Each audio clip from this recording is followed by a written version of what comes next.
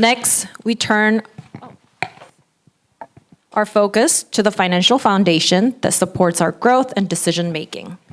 Please welcome our CFO, Jonathan Walbridge, who will share key financial updates, budgets, and guidelines for the year ahead.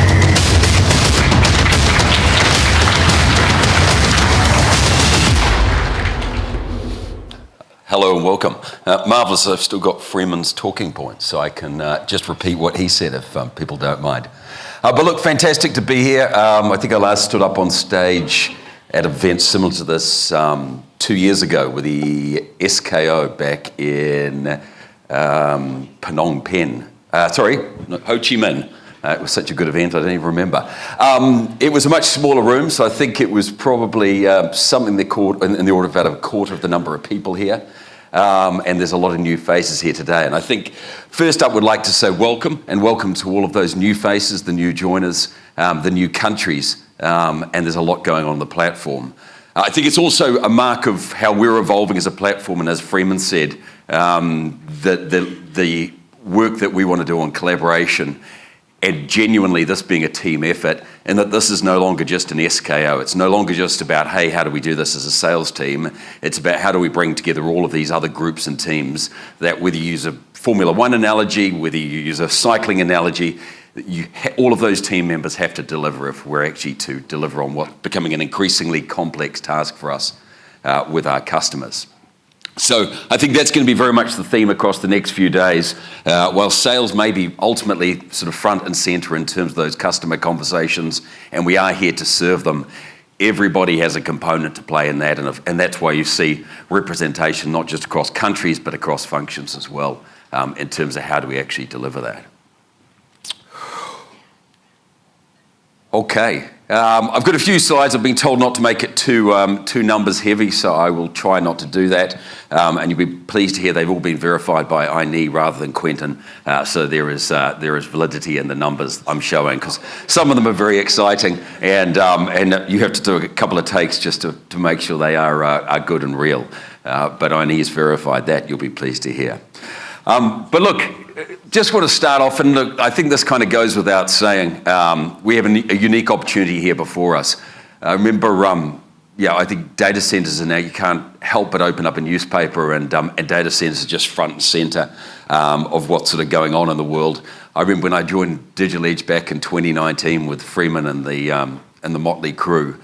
I don't think my family even knew what a data center was. I think my mother thought I'd left a good paying job at a bank to go and join a call center company. And so I think I spent the first few years explaining exactly what a data center is. And now, slightly more irritatingly, you go to any family thing and people start sort of pulling out news clippings explaining to you about how big data centers are and how they're going to take over the world. So it's kind of gone from one extreme to the other, but I think all of this sort of points to the fact that, this is an industry that's incredibly fast-paced. There's a huge amount happening here, and it's very exciting. And the great thing for us is we're not just in that industry, but we're front and center in that industry, and probably the most exciting part of the world for that to be. And I mean that because it's got extremely strong demographics, it's relatively underserved by DC players, and it's on track to become the largest DC market in the world, so to overtake North America.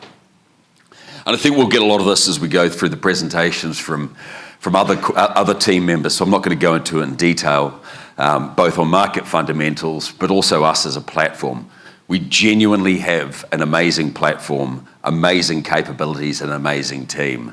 And we don't do everything right all the time, and a lot of the conversations that we have amongst ourselves and when we're all interacting are about problems, things that we haven't done, and invariably there's kind of angst, there's pace, there's people getting upset about things as we solve problems.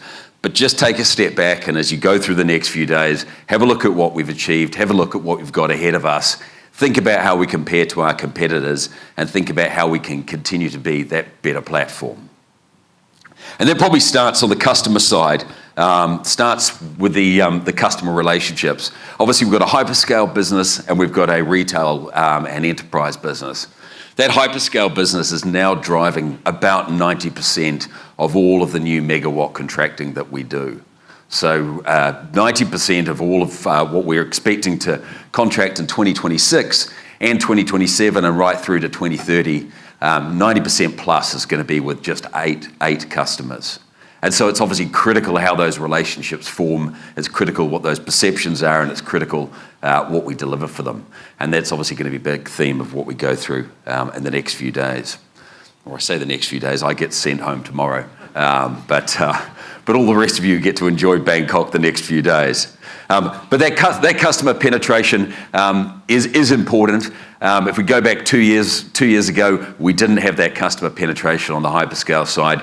Yanni's going to go through that in a lot more detail. But to have 7 out of 8 of those customers as our 7 of the 8 of the hyperscalers as our customers, and in many cases in more than one location, in more than one jurisdiction, and keen to be doing more with us. And finally, but by no means least, we've obviously got a very well-funded and supportive shareholder. So in Stonepeak, it's an asset manager with, I think, assets under management in excess of $80 billion. Very, very big numbers. Doesn't mean that it's easy to necessarily get money from them. It's always a robust and demanding conversation. But they are very well funded, they're very responsive, they understand the market very well, and as we look at our expansion and our growth, they've been very critical to that. So I think the message for people around that, around the shareholder piece, is they're supportive, provided we're doing the right things, provided we do what we say we're going to do, and provided we continue to come up with good new ideas and opportunities. And that all sort of culminates here in terms of the platform and what we are today. So this is a chart of the DC platforms across Asia. It's not every DC platform. If there's anything that I'm missing that should be here, please let me know. But this is sort of a combination of, I guess this is a representation of sort of some of the biggest, both those that are just hyperscaler focused, like Day One, like AirTrunk, those that have sort of a mixed business like Equinix, and then those that are like ourselves that manage to play in both spaces.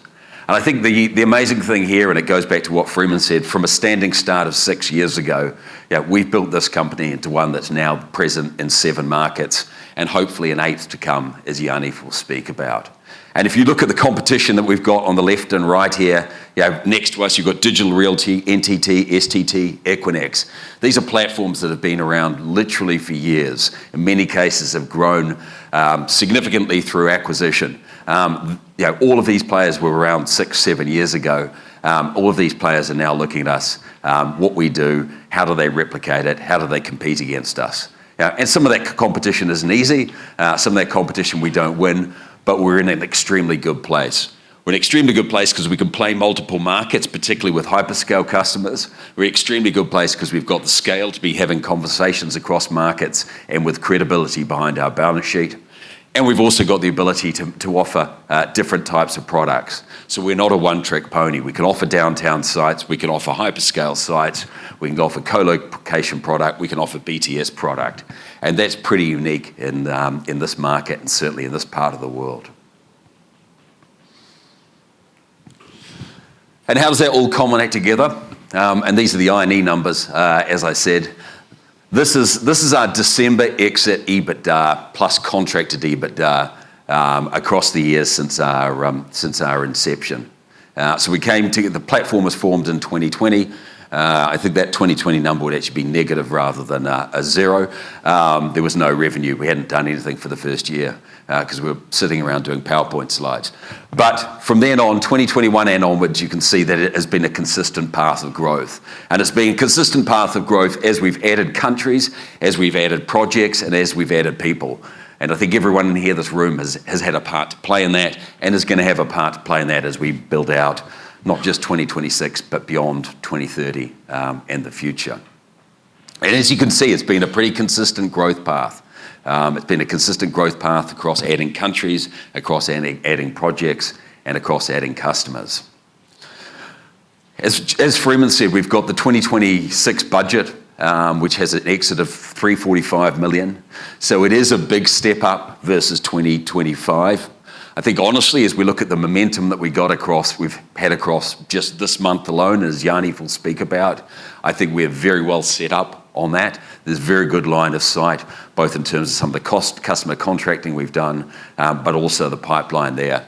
But obviously it all requires the delivery. But I think you can genuinely say across previous years, standing at this point in time, I think we're in as good a position as we've ever been, to be honest, both from market fundamentals, but our platform and also those customer conversations. But with all of that, does come some points, and it comes points about growth. And I think it's natural for an organisation that's growing as much as we are to have some of those pain points, and I think to have some of those focus areas that are changing. And so I guess if we go back for the last 3 or 4 years, as people are aware, I think our real challenge as a business, alongside standing up things across functions, but the real challenge has been on the go-to-market. That's been the area that I think, honestly, I think when sort of we put together the platform, that was the area that maybe we misunderstood, maybe we kind of overestimated, but that's been an area that was slightly slower than we expected, that was slightly harder. Just building momentum and brand awareness from nothing, particularly with those hyperscale customers, getting them in our DC on a first contract location, contracting a 100-page MSA, which Freeman and Joe and others have had so much fun with. Getting through that with those customers has been a slow process, and we've broken the back of that. And there'll be nuances along the way, but it's a huge milestone. And I think with that, we've obviously got more momentum on the GTM side than we probably ever had. But that's now putting focus on other parts of the business and stresses and strains in terms of delivery. And I think I just characterised that by sort of case in point. So we exited December 2025 at about $164 million of EBITDA. But the billing EBITDA is well less than half that. So the actual amount of customer contracted capacity that's installed and is billing is less than half of that. And that's not because we're slow billing, or that's not because customers aren't paying, but that's because there's a huge amount of contracted capacity that's yet to actually be delivered, perhaps built and or delivered to the customer. So what that means is over half of the capacity that we had contracted as of the end of last year, the customers we hadn't necessarily built, and certainly the customers weren't in there. And then if you look through and play that through, that gap of what we've got currently billing and installed versus what we're going to need to deliver by the end of this year, it's a staggering proportion. It's a staggering proportion in terms of just the delivery of the physical assets, bringing those customers in, and then operating that to the standard they're expecting. And I think that's the task for all of us here, alongside continuing the sales momentum, is how as an organisation do we deliver that piece? Because to use Freeman's Formula One analogy, it's all great and well if we've got GTM as a fantastic driver drumming up all of this business. But if any one part of this organisation can't deliver on that, the whole thing falls flat on its face. So just to summarise, 300 megawatt construction program in the near term across 4 countries, huge amounts of campus growth. And they are on increasingly challenging timelines, they're on increasingly challenging budgets because of the environment that we're operating in. And that previous slide showing our competitors, all of those guys are hot on our heels, all of those guys are pushing us in markets, all those guys are speaking to exactly the same customers, trying to work out how they can win the deal over us. 2026 is also going to be fairly unique, so we've got 3 liquid-cooled facilities. We haven't delivered one yet. We've got to deliver 3 different facilities across 2026 in what's a new and emerging technology, not just for us, but for some of our customers as well. And that's going to put real challenges on us. Salil here is nodding, so I'm very pleased about that. That's going to put challenges on us, but as and when we do that, that's going to be a yet another fantastic validation of our platform and our team and our capabilities. But we've got to get it right. And we've got to get it right for a range of reasons, not just forward contracting, but honestly, risk mitigation. Standing behind all of that contracted EBITDA that we've got there, we've got about $1 billion US dollars of customer guarantees and in the form of LDs and delivery guarantees. Patrick Daly is nodding because he's negotiated half of them. So you better make sure we don't get called on those, Patrick. But obviously we'll require a broader team effort to do it.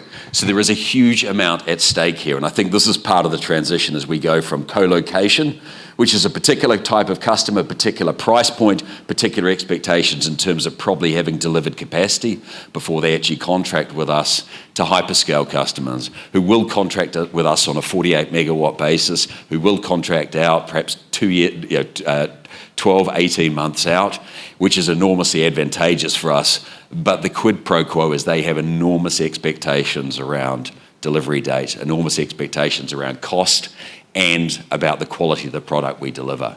And I think Andrew Pack's probably was Andrew Pack and the career team were probably first in the organisation to experience that with AWS on SEL2, where I think we literally didn't have a day's margin from the contract delivery date through to handover for that customer there, and they did a fantastic job. So there is a huge amount at stake here, and there's a huge amount at stake in order to deliver what we've got. But we are delivering. We are delivering, and in 2025, I'm pleased to say that it's the first time that we've actually delivered on our financial metrics as a business.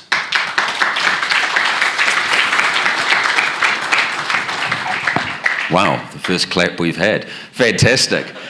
So we'll send a group announcement out. I think you're the first, this is the first group to be informed, and we'll go through kind of the group KPIs, but we did deliver on those financial metrics. So we previously kind of scraped through on cost and bits and bobs, but this is the first time we've actually beaten our bookings target, our pre-lease target, and our EBITDA target, and that's just a fantastic way to finish up the year. And we did it by some margin. So sales velocity, so bookings nearly 120%, sales velocity pre-lease nearly 110%, and then financial success, so that EBITDA plus BB&B, that 164 was against a budget of 153. So again, a fantastic result there, and the first time this organisation has achieved that. And as we look to 2026, we've, I think, as I say, a very good line of sight in terms of how we can get there, multiple different paths through the GTM pipeline Yaniv will speak to. But it's not all roses. And so on the left-hand side, those three bars is what we've got, is what we delivered on the financial metrics and the lease-up metrics. The rest of the bars are what we've got as an organisation, the other KPI metrics that form part of that grid on our 100% bonus plan basis. And as I said, I think as an organisation, as we've ramped up GTM and as we've ramped up customer contracting capacity and the number of markets that we're building and delivering and operating in, that is putting additional focus and strain on the rest of our organisation, particularly given the type of customers we've got with a hyperscale demand requirement. And you can sort of see this through here on the right-hand side. And I don't think the theme of this is going to be any great surprise to people. Maybe the numbers are the first time people have seen it, but operational excellence. So under TP and the team, we've got a fantastic team. We've got operations spanning 7 countries. There's a lot going on there, but there's a lot going on, and there will continue to be more going on as we deliver this capacity. I think as people are aware, we did have selected outages during the year. In some cases, that did cost us with customers. That's things that we've got to improve and get right to get back to our SLAs and make sure we're performing and delivering what we say to customers we're going to do. And that's part of our ticket to continue to contract and to continue to grow. So it is one area of focus, one area of growing pain, and I think it's going to be a big theme across the next 3 days as we go through this presentation. Operational excellence construction. Again, I guess that's the follow-on from GTM in terms of kind of the next part of the front line. Under Merv, Jay and the team, we've got a huge number of projects going on, and there will continue to be more going on. It's very exciting. It's fantastic for us as an organisation, but again, it is putting strain. There are strains and additional pressures on that group for delivery. And as an organisation, we need to stand up and deliver on what we're saying to customers. And again, we got clipped here slightly on our KPIs there around the customer delivery. I think as people are aware, in relation to the India site, we were approximately somewhere between 4 and 6 months late on delivery of that site, albeit some of the changes were customer related. And it doesn't all necessarily fall on us. Some of it is about how we coordinate with the customers, and sometimes I think we're too keen to please and we'll say yes, yes, yes, and that either ends up costing us financially or on a timetable basis. So that's going to be an area or a theme that we'll talk about how we tighten up. But at heart, we need to deliver on this contracted capacity, particularly across some of these large projects we've got coming on board this year in Gaia, in Bangkok, that people are going to speak about. Finally, on sustainability, health and safety, that was a 0. So that's got a 10% weighting towards no major EHS incidents or incidents that have major reputational damage for us. I think as people are aware that we had a fatality in Indonesia in our Edge 2 site during construction or fit out of that site.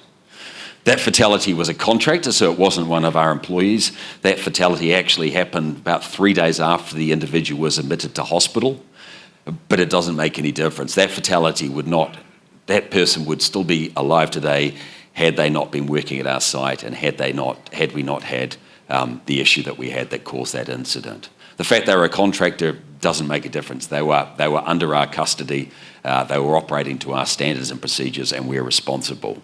And so that hit our bonus pool by 10%, and as we go through 2026 metrics, we're going to have a similar weighting. It's not acceptable to be hurting, to be killing people across any of our sites, and if you see unsafe working practices either in the moment or you think there's risks around that, particularly as we stand up the scale of the operations, call it out.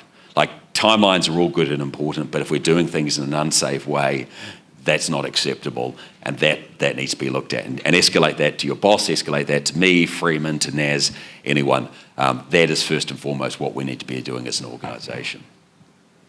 So to sort of wrap things up, add those up, we got a 98% net outturn, which was 12% outperformance and 14% underperformance. So the outperformance was related to really the sales side, and I guess an overlay from our board and shareholder in terms of, I guess, their view on the progress we're making there.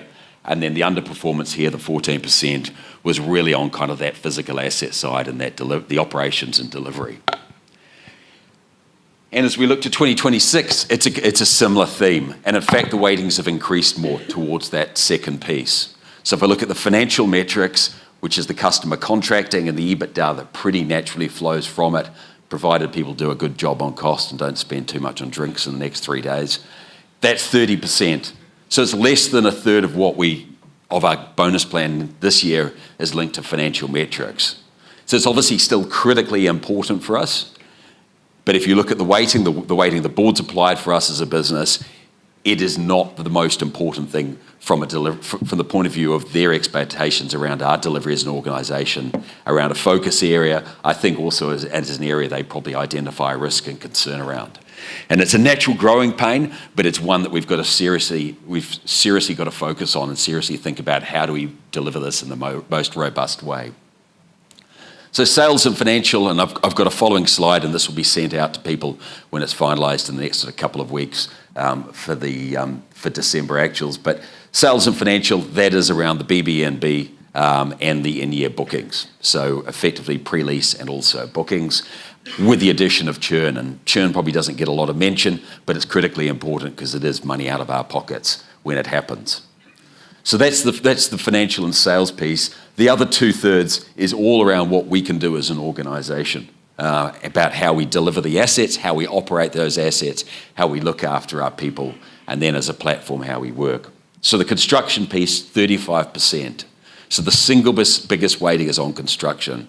Over 1/3 of this is our ability to deliver things on time and on budget without customer penalties.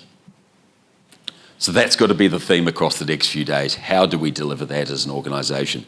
And if you're in any uncertainty about what the budget is, if you're running uncertainty about what the RFS timelines are for different culpies, sing out and ask, because we can't have conversations, as we sometimes do. We go into a meeting and people are like, whoa, what's the delivery date for this?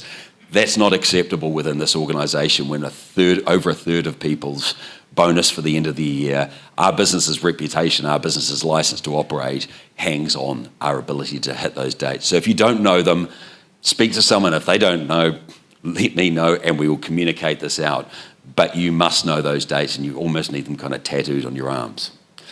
Next one, operations. As I said, that's obviously a big focus for the business as we continue to deliver RFS capacity, our ability to deliver that uptime across temperature, power, connectivity, and cross connects is critical. I think everyone's well aware of those. That's what we build a reputation on. Health and safety, it's the same metric as we had last year, and that will continue throughout the life of our organisation, and one that we honestly need to do collectively a better job at than we did in 2025. And last one is CRM ERP. So I think Will probably speak to this wherever he shining beacon. Will speak to this when he goes through his presentation. We are going to upgrade our systems.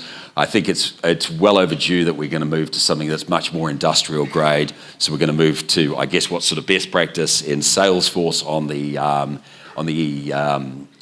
CRM side and NetSuite on the ERP side. So that's coming. We're trying to work out how to do it in the most painless way for people, and so that we can maximise the utility from it. But that integration obviously needs to be done, and that integration's in the planning. And thank you, people, for your work on that. All right, down to the last few slides. This is the bonus plan. I won't go through it in detail, but it's essentially the detail that sits behind the pie chart.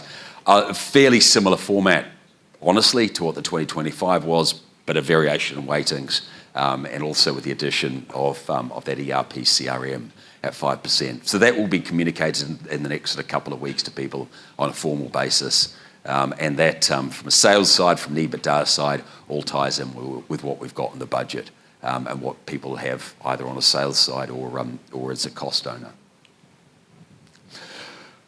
Right, I don't know how we are for time, but I will quickly go through how we get there.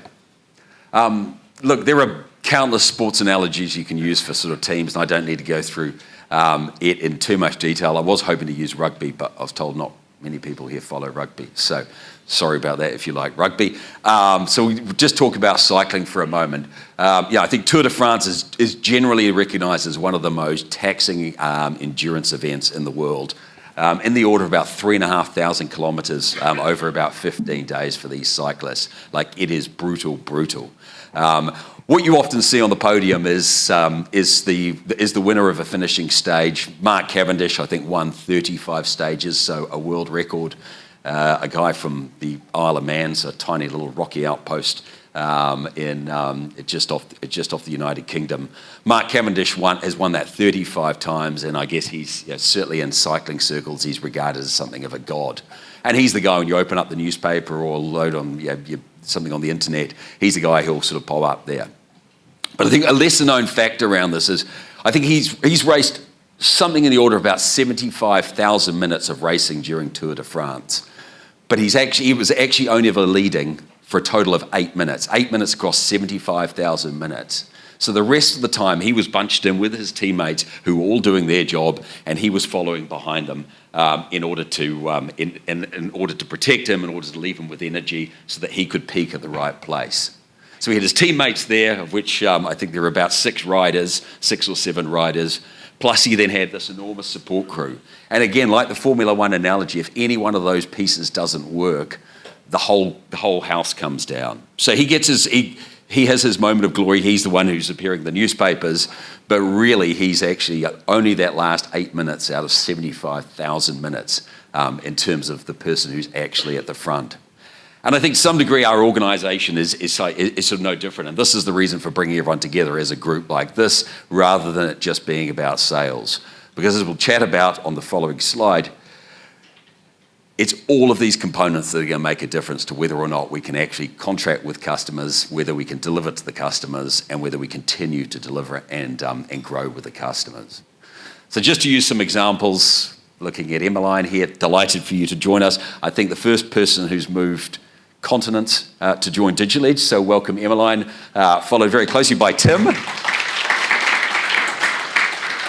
who's actually joined us from New Zealand, South African, but has joined us from New Zealand, has also just transferred continents, but even better, hasn't started, so we don't have to pay him to attend for the next 3 days.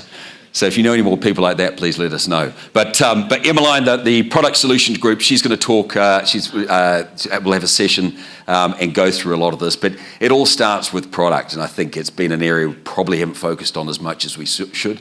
If we get that product wrong, we're dead man walking. If we build something and we've got the wrong proportion of white space, if we've got the wrong type of cooling capacity, or we haven't got the power ratios right, like, we are literally a dead man walking on the basis you just can't sell that. Well, you certainly can't sell it to who Yaniv's going to want to sell it at.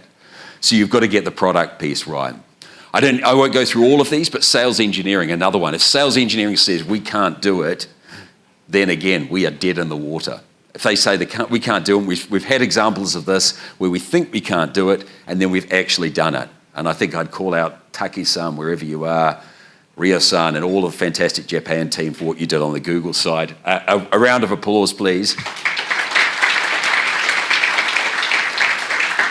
a solution that we thought we couldn't do, Taki-san, Rio-san, and all of the sales engineering team worked out a way to do it. So we went from saying no to the customer to that being a monumental deal for us, and I think a license for us alongside Korea to have much broader conversations with the customer.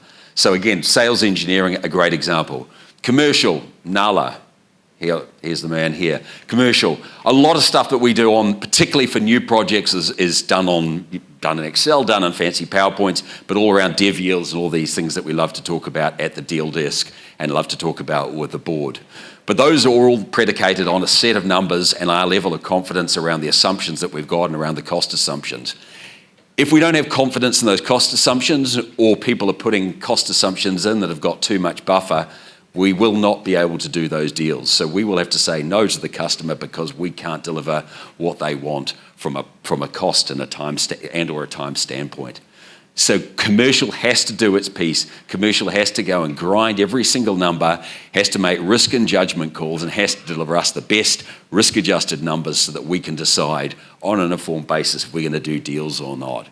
Padding numbers doesn't work. Padding numbers will just mean that we can't do deals. Thankfully, in Nala and team, we've got a fantastic commercial team. We continue to build that out.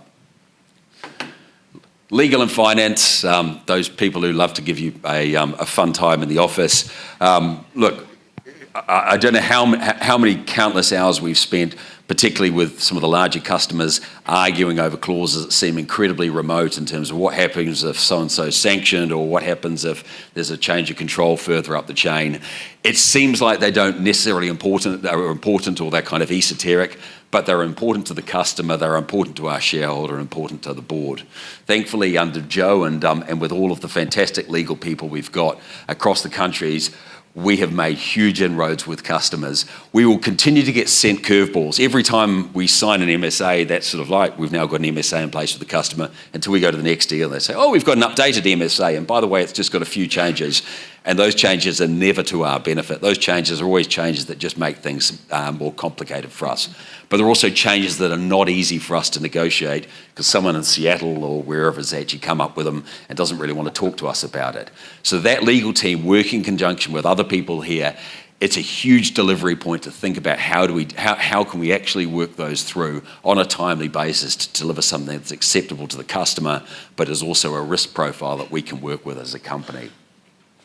And then construction operations, ESG and IT, I've spoken about. That is first and foremost what this organisation's about from a delivery standpoint. And I don't think we need to spend a lot more time on that one. So sort of finally, in terms of wrap-up messages, the front line, the GTM team, this obviously, as I say, used to be a GTM conference. It's now much broader, and I think that's an appropriate way to do it. The message to the GTM team is the business is here to serve you. So you are the front line in terms of what we do. You are the voice and the mouthpiece into the customers, and you're having those conversations hopefully pretty much on a daily basis. The business is here to serve you. We're here to support you. We're here to make sure you can deliver what the customers expect on the best possible terms for Digital Edge. So what do we expect from you? We expect that when you're fronting into customers for the business, you display strive and you display excellence. So you put the business's best foot forward all of the time. And I think the best word to encapsulate that would be hustle. Like, do not expect the broader team, whether it's using the cycling analogy or whatever analogy you have, do not expect the broader team to just kind of carry a deal over. People are working immensely hard behind the scenes in each one of those areas I spoke to on the previous slide. Huge amounts of work to make sure that you can put your best foot forward with a customer. And what we ask from you is when you're doing that, do not expect to just be carried over the line by that team. Don't just expect to have a low price point from Deal Desk to carry things over. Show exactly the same amount of passion, the same amount of grit, the same amount of strive as all of your teammates are showing in order to help push you up to the finishing line. And a similar theme, ours is a competitive space. Everything we do is at the margin. We've got very, very strong competitors. They've got strong balance sheets. They've got incredibly aggressive people. I'm sure they're sitting in auditoriums like this with similarly smart people with great ideas and strategies, all of which are going to be overlapping with our markets, okay? everything that we do is at the margin. So if you get an email and it's about a small bit of cost or it's about a customer requirement, we're all busy. The easiest thing in the world is to be like, that's not great, but that's sort of fine, or that bit of cost's okay. But all of those add up.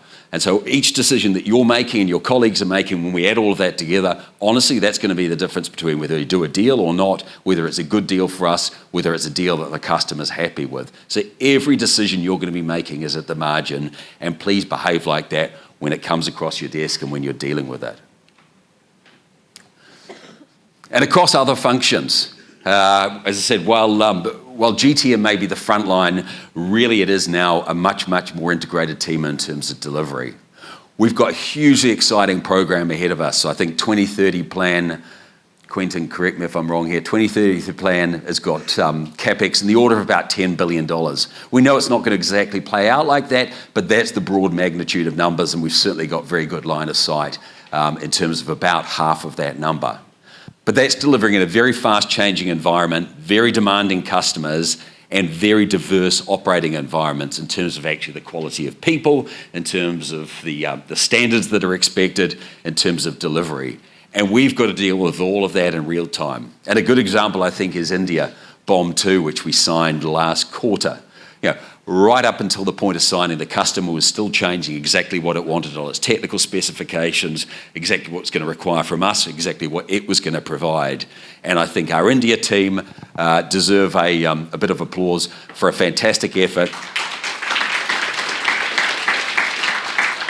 on what they've done, and hopefully very, very good momentum with that customer on a forward basis. But we've got our work cut out to deliver us. Again, hopefully none of these bullets here seem particularly surprising or inconsistent with the themes across the next few days. But look, show humility and curiosity. It's all very good and well to dismiss the competitor, to say, they're using Chinese contractors, or they're not building to a particularly good standard. The reality is our competitors are contracting with exactly the same customers that we are, and those customers are continuing to use them. So we may not agree with everything they're doing. We may perhaps not agree with their working practice. We may not think their delivery is as good as ours, but there'll be things that we can learn from them. So be curious about that. How are they delivering it? What specs are they using? How are they getting perhaps to a lower cost than ours, rather than simply assuming that we're right? The next one is how do we make ourselves customer-centric? And everyone talks about being customer-centric, but I think in like a nutshell, being customer-centric is when an Audrey or Arena or someone from one of the country teams comes and says, hey, can we do this? If you don't think we can do it, don't just say no. Work out a way and say, well, we can't do that, but we could do this, or here's 5 different ways, or let me go and explain to the customer what we could do. And I think across the last year or so, I think this organisation has really grasped that mentality and that approach, and I think that's a big part of the successes we've been having and will continue to be. The next one here, and I said this at the CDO, and I'll say it again here, and I think it's perhaps slightly controversial, but I do not think cost, time, quality is a zero-sum equation.